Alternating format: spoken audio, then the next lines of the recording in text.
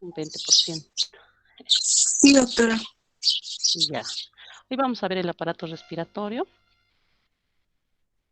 El sistema respiratorio o aparato respiratorio está constituido por las vías superiores y las vías inferiores. Las vías superiores están delimitadas por las fosas nasales, la cavidad oral, porque es por ahí donde va a entrar, ¿no? El sistema respiratorio tiene la función de llevar oxígeno a la sangre hacia los pulmones y de eliminar dióxido de carbono, ¿no? Entonces va a llevar oxígeno a través de las fosas nasales y de la boca. Y las vías inferiores están la laringe, la tráquea, los bronquios y los pulmones, ¿no? Por tanto, el aparato respiratorio, como les mencioné, tiene por función proveer oxígeno a la sangre y eliminar el dióxido de carbono en exceso en la sangre, ¿no?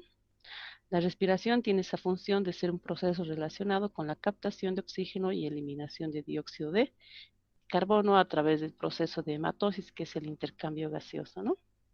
¿Y qué sucede a nivel alveolo-aire, ¿no? Por su función, histológicamente se divide en una parte conductora, parte respiratoria y mecanismo de ventilación. La parte conductora incluye las fosas nasales, los senos paranasales, la faringe, la laringe, la tráquea y los bronquios. La parte respiratoria va a componer y conforma la continuación distal de la parte conductora y comprende las secciones para el intercambio gaseoso de oxígeno y dióxido de carbono que se da a nivel de alveolo-aire, ¿no? Y los mecanismos de ventilación incluyen, aquí vamos a usar los músculos, incluye el tórax, el diafragma, el tejido conectivo elástico de los pulmones y su función es desplazar el aire a la parte respiratoria, ¿no? En las vías aéreas se entibia y se humedece el aire inspirado y se eliminan los vapores en el polvo, las bacterias al ser captadas por la membrana mucosa. Además, hemos clasificado a las vías aéreas superiores y vías aéreas inferiores. Las superiores se caracterizan por estar en las fosas nasales, cavidad oral y faringe. Y las inferiores van desde la laringe, tráquea y bronquios.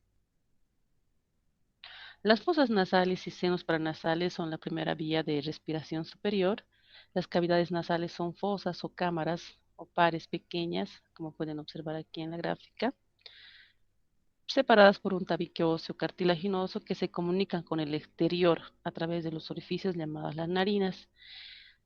Las narinas tienen la función de filtrar el aire inspirado, humedecerlo, ¿no? Y evitar que entren partículas extrañas a la faringe. Entonces, son dos narinas, uno de cada fosa, y con la rinofaringe a través de las coanas y los agujeros de las cavidades nasales, ¿no? Aquí están las narinas, las coanas nasales. Estas fosas nasales y senos paranasales se dividen en dos zonas de acuerdo al revestimiento de su mucosa histológicamente, que es la región respiratoria y la región olfatoria. La región respiratoria se encuentra revestido por membrana respiratoria que entibia, humidifica el aire inspirado, ¿no? Como les dije, esas son sus funciones de las narinas: entibiar, humidificar el aire inspirado y evitar que entren partículas, ¿no? La región olfatoria está revestida por membrana olfatoria y posee también las mismas características, pero esta directamente va a ir de lo que es el olfato, ¿no? Bueno, la región respiratoria tiene al tabique nasal, al vestíbulo nasal y a la cavidad nasal. Este tabique nasal divide la cavidad nasal en dos mitades casi simétricas, que son las narinas. El vestíbulo nasal está representado primero, 1.5 centímetros de cavidad nasal, recubierto por pelos terminales que van a captar el polvo, las bacterias, el aire inspirado. Y en la parte posterior el epitelio plano estratificado se hace más delgado y desaparece con las brisas y glándulas sebáceas. Y la cavidad nasal, como hemos mencionado, representa una zona mucocutánea de paredes irregulares debido a la presentación de los cornetes superior, medio e inferior, que incrementa la superficie en forma notable. Además, tiene un epitelio pseudoestratificado ciliado, ¿no? Este epitelio en la cavidad nasal contiene numerosas células caliciformes secretoras de moco y descansa sobre la lámina propia del tejido conectivo del colágeno denso en el periósteo de la nariz, ¿no? En esta lámina se encuentran células mucoserosas mixtas y los conductores secretores desembocan en la superficie respiratoria. Aquí tenemos la parte conductora y la parte respiratoria, ¿no? Además, la parte respiratoria tiene vasos sanguíneos de gran importancia para entibiar el aire inspirado y van a formar también, las venas van a formar un tejido eréctil denominado cuerpo cavernoso. Las asas vasculares periféricas poseen características de intercambio de calor, por lo que el aire es sometido a entibiamiento y humidificación. Además, tiene fibras adrenérgicas, que son vasoconstrictoras, fibras colinérgicas, que causan vasodilatación y secreción, ¿no? En la región olfatoria, vamos a observar que la mucosa olfatoria presenta una zona pequeña del techo y las paredes posteriores del tabique y los cornetes superiores, ¿no?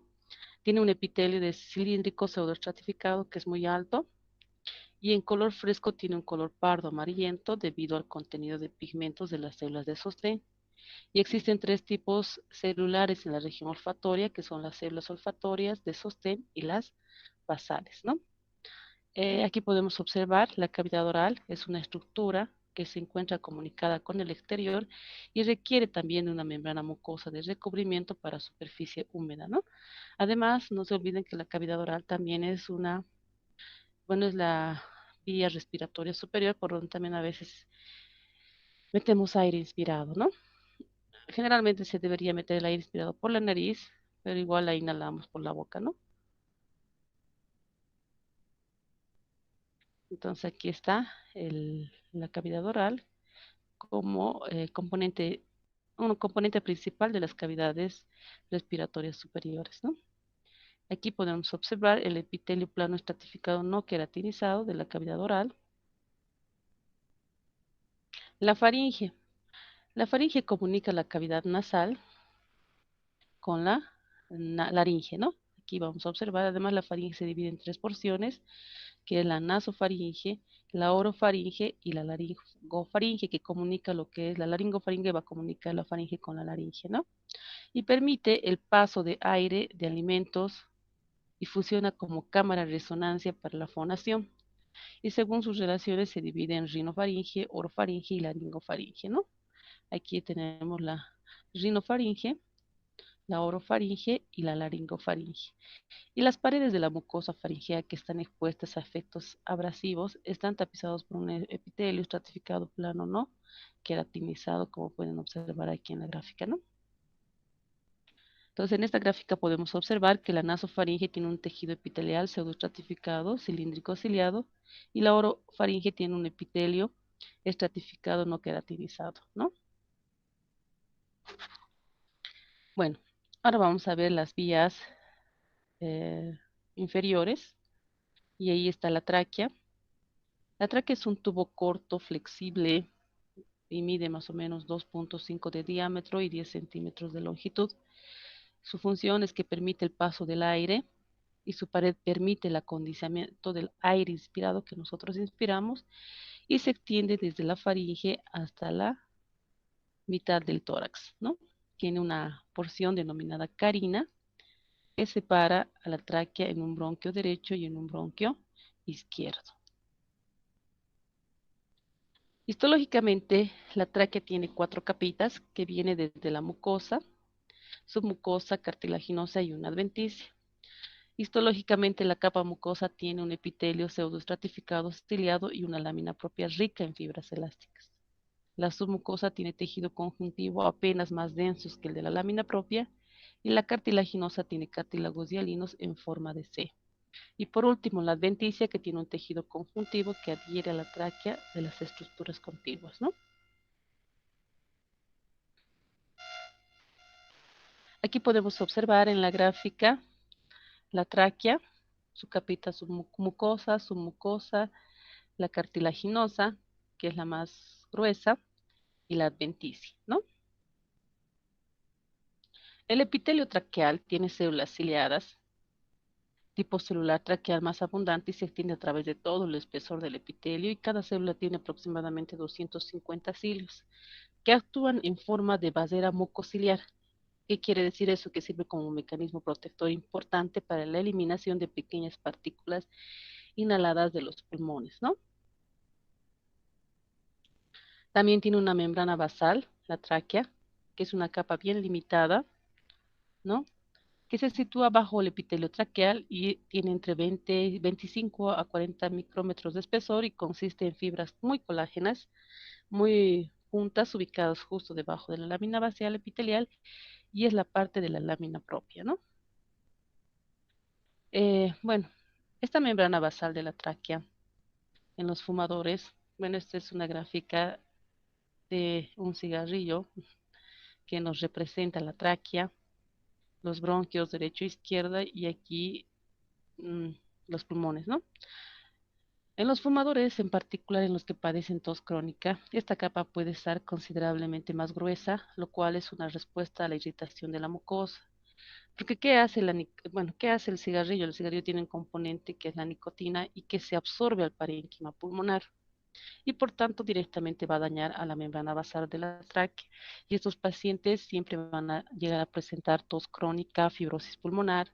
Incluso ahora en estos pacientes si les han dado lo que es el COVID, porque esta de su tos crónica es una enfermedad ya de base, porque ellos van a llegar a tener la fibrosis pulmonar por, porque la nicotina se ha absorbido en todo el parénquima pulmonar y ha afectado la membrana basal de la tráquea y por tanto estos pacientes no llevan fácilmente oxígeno a los pulmones y van a empezar a desaturar, llegar a 30, 40 saturación de oxígeno, se les llega a poner a 5 litros por puntas nasales, llegan a saturar 70, se les puede llegar a poner a 10 litros con máscara reservorio, llegan a saturar 80, pero más allá no, porque los pulmones ya no son capaces de absorber el oxígeno, porque esa nicotina ha absorbido el parénquima pulmonar y ha dañado la membrana basal de la tráquea, ¿no?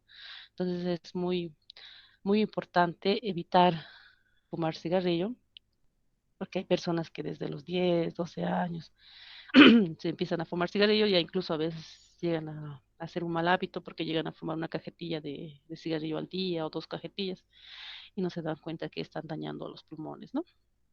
Hola, hola, ¿hay alguna pregunta? Hola. No, Miss, no hay ninguna hasta ahora. Ya, gracias. Me dicen cualquier cosa, si no se escucha, si está interrumpido, porque yo puedo hablar y posiblemente no me escuchen, ¿no? No, no Doctora, es una para. pregunta. No es. Ya, está bien Doctora, una entonces. pregunta, por favor. Dime, La saturación normal, ¿cuánto es, doctora? la saturación normal es 90, 95 hasta 100%, A ver, gracias. ¿no? Eso es lo normal en una persona. Pero si estamos con 70, 80, hay que preocuparse qué está pasando en los pulmones, ¿no? La lámina propia de la tráquea tiene la característica con exclusión de la parte correspondiente de la membrana basal de la tráquea, está compuesta por tejido conjuntivo laxo típico, es muy celular, contiene abundantes linfocitos, tiene plasmocitos, mastocitos, eosinófilos y fibroblastos. Esta parte es muy importante porque cuando hacemos un hemograma completo ante una infección, ya sea una bronquitis, incluso ahora el COVID, siempre vamos a pedir un hemograma completo donde vamos a ver cómo están sus eosinófilos, cómo están sus glóbulos blancos, cómo están los leucocitos, y ahí ya podemos delimitar si hay alguna infección celular, ¿no? Bueno, ahora vamos a ver los bronquios. Los bronquios son anillos cartilaginosos que son separados a través de lo que es la carina, que es esta, ¿no? Tiene una forma de B, que separa en un bronquio derecho y en un bronquio izquierdo. Anatómicamente hay una gran diferencia porque el bronquio derecho es más corto y se divide en 3 bronquios secundarios. Y el bronquio izquierdo es más largo, mide de 5 a 6 centímetros y se divide solamente en bronquio eh, superior y bronquio inferior, ¿no? 2 bronquios. Estos bronquios, conforme los bronquios disminuye de tamaño, las placas de cartílago se tornan más pequeñas y menos abundantes. Estas placas desaparecen en el sitio donde la vía aérea alcanza un diámetro de milímetro de diámetro y a partir de aquí el bronquio empieza a llamarse bronquiolo, ¿no? Los más pequeños. Bueno, a ver, el bronquio se divide primeramente en derecho e izquierdo, son los primarios, bronquios principales, ¿no? Luego tenemos los bronquios secundarios que son 3, superior, medio e inferior en el derecho. Y aquí tenemos lo que son superior y inferior. A nivel de lo que son los bronquios terciarios, a nivel del bronquio derecho, se van a dividir en 10, ¿no? 1, 2, 3, 4, 5, 6, 7, 8, 9, 10, ¿no? Y a nivel del izquierdo son 8. 1, 2, 3, 4, 5, 6, 7 y 8, ¿no? Entonces esa es la gran diferencia. Ahí son los bronquios terciarios. Y de ahí vamos a pasar a los bronquiolos, que esos ya son más pequeñitos y llegan hasta lo que es a los alveolos, ¿no? Que van a llevar el oxígeno. Los bronquios pueden identificarse por sus placas de cartílago y una capa de músculo liso. Tienen un epitelio respiratorio, tienen un vaso sanguíneo en tejido conjuntivo, un músculo liso, tiene glándulas serosas y cartílago hialino, ¿no? Los bronquios también tienen sus 5 capas, que viene desde mucosa, muscular, submucosa, la capa cartilaginosa y la adventicia. La mucosa tiene un epitelio pseudoestratificado cilíndrico, mismas células que el epitelio traqueal. La altura de las células disminuye a medida que los bronquios reducen su calibre. Su muscular, capa continua de músculo liso en los bronquios mayores y en los bronquios menores es más delgada y menos organizada. La submucosa tiene un tejido conjuntivo bastante laxo que le da la elasticidad al pulmón para estar distendido y en los bronquios mayores hay glándulas. Además, estos bronquios tienen una capa cartilaginosa característica desde la tráquea. Estas placas cartilaginosas discontinuas que se forman cada vez más pequeñas conforme se reduce el diámetro bronquial. Y la adventicia que es tejido conjuntivo, ¿no? Y por último vamos a ver los bronquios terminales, que bajo el epitelio hay una pequeña cantidad de tejido conjuntivo y debajo de este las porciones conductoras se hallan una capa superficial de músculo liso, ¿no? Y el bronquiolo terminal tiene la función de encontrarse con los alveolos para hacer el intercambio gaseoso entre lo que es la tensión superficial, ¿no? Bueno, los alveolos. Los alveolos son células especializadas que se caracterizan por tener a las células alveolares tipo 1 que van a producir los neumocitos 1 y 2, las células alveolares tipo 2 que van a producir el factor surfactante que le da la característica de tener al pulmón en una tensión superficial y evitar el colapso, ¿no? Y las células en cepillo. Entonces aquí podemos ver las células tipo 1, tipo 2 y aquí las células en cepillo, ¿no? Cada alveolo está rodeado por una red de capilares que ponen la sangre en proximidad estrecha al aire inspirado y que está en la luz alveolar. Y en cada pulmón del adulto hay más o menos entre 150 a 250 millones de alveolos que representan el 75 metros cuadrados y cada alveolo confluye un saco alveolar, ¿no? Como pueden observar aquí en la gráfica. Entonces, el epitelio alveolar está compuesta por células alveolares tanto tipo 1 y 2 y alguna que otra células en cepillo, ¿no? Que ayuda a captar el oxígeno más fácilmente, ¿no? Entonces, como les dije, los alveolos tipo 2 van a producir el surfactante y este disminuye la tensión superficial alveolar y participa activamente en la eliminación del material extraño, ¿no? Entonces, los alveolos tienen la característica de la síntesis del surfactante en el feto, ocurre después de la 35ª semana de gestación y está modulada por varias hormonas, por el cortisol, insulina, prolactina y la tiroxina. Sin la secreción adecuada del factor surfactante, los alveolos se colapsarían en cada expiración, ¿no? Por eso es muy importante estas células alveolares, tanto el 1 y el 2, ¿no? Aquí tenemos, bueno, los pulmones, que son un característico del sistema respiratorio. Este se caracteriza por tener un parénquima pulmonar de color pardo, ¿no? Y tiene un lóbulo superior, un lóbulo medio y un lóbulo inferior. Y sus cisuras, ¿no? Una cisura transversal y una oblicua. En el pulmón izquierdo solo tiene un lóbulo superior y un lóbulo inferior. Anatómicamente se caracteriza por tener un ápice y la base pulmonar, ¿no? Ahí está el ápice, tiene una forma triangular y las bases pulmonares, ¿no? Y aquí vamos a ver, haciendo un corte transversal, el parénquima pulmonar de los pulmones, ¿no? que se caracteriza por tener al bronquio, a la arteria y a las venas, ¿no? Su hilio pulmonar. Bueno, ¿hay alguna pregunta? Hola, hola. Sí, doctor, una pregunta. Dime. ¿El intercambio de gases se da al nivel bronquiolo, doctora, o a nivel de los No, a alveolos? nivel alveolo aire. Ah, ya. Sí.